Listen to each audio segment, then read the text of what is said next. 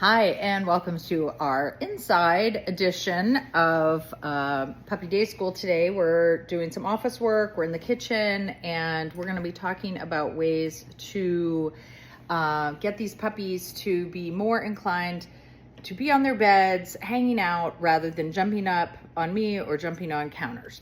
So you can see right now Papaya's like hanging out, like nose up in the air. Over here. Go find it.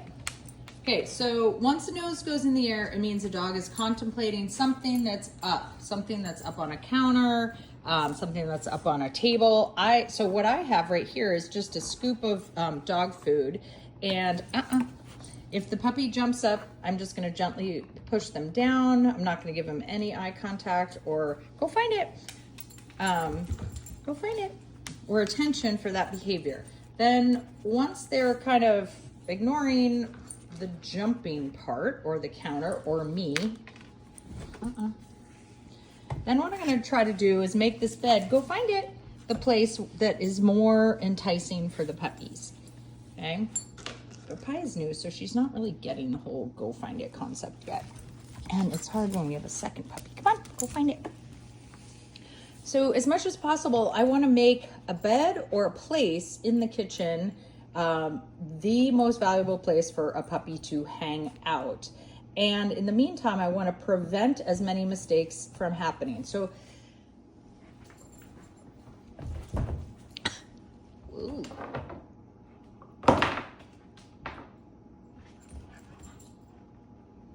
preventing behaviors before they happen.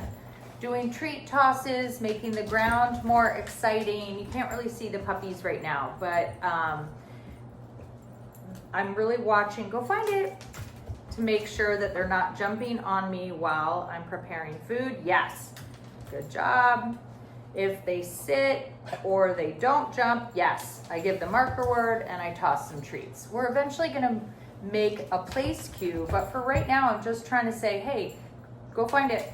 Don't jump on me or jump on the counters when there is food. Go find it. Go find it.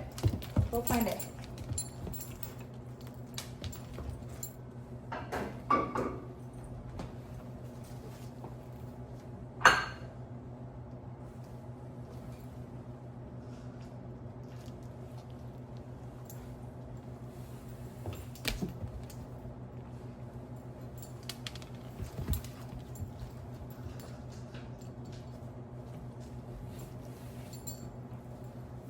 On your bed.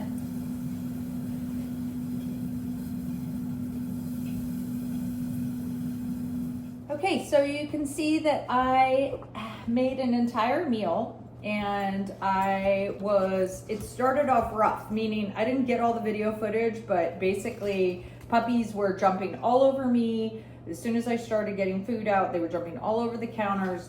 And then you kind of saw the end result, and you're seeing a little bit right now where I'm just constantly rewarding on the ground. I'm tossing treats down there.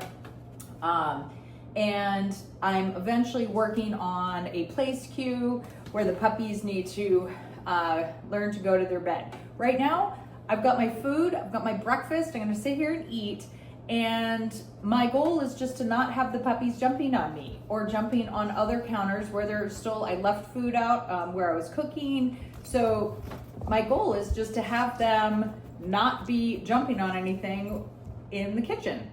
And so I'm doing heavy rewarding for things like that. Lying down on the ground by yourself, sitting for me. Those are all things that I love. If the puppies make mistakes, then I'm just gonna gently push them down. I'm not gonna say no. I'm not gonna give them eye contact. I want to make that the least rewarding behavior. Now, if I am really busy, I've got kids doing homework, I've got to focus on dinner, or I just don't feel like dealing with my puppy, you have two other options.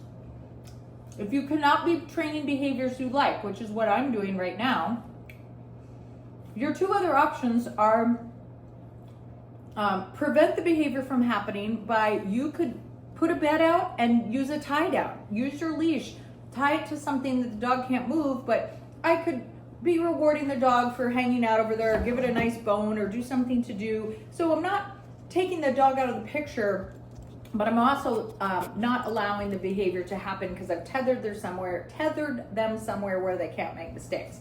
So that might be an option. And it is also perfectly fine. Hello, ma'am. Thank you. It is also perfectly fine to remove your puppy entirely if you do not have time to deal with it. They can be crated for meal times. They can be crated when you need to cook dinner, or pay attention for helping kids with homework, or just taking a break. Your 3 options are train the behaviors you like, which requires some amount of attention, not a lot. And then the prevention is either by not allowing the puppy to make the mistakes, tie down, get them to be, hang out on their bed with a chew toy, or maybe an interactive toy where their meal is served, and or crating or removing the puppy from the kitchen environment. So those are your goals moving forward.